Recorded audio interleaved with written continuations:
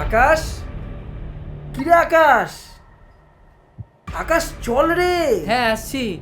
ভাই, দুদিন পর কিন্তু পরীক্ষা, মনে রাখিস।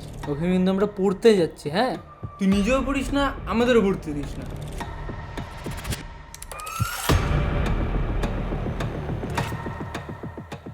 পিন্টুর ভাই শিব আমাদেরকে একটা ঘটনা বলে।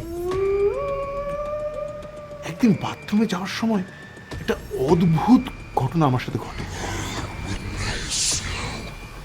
এ কি, কিসের শব্দ এটা?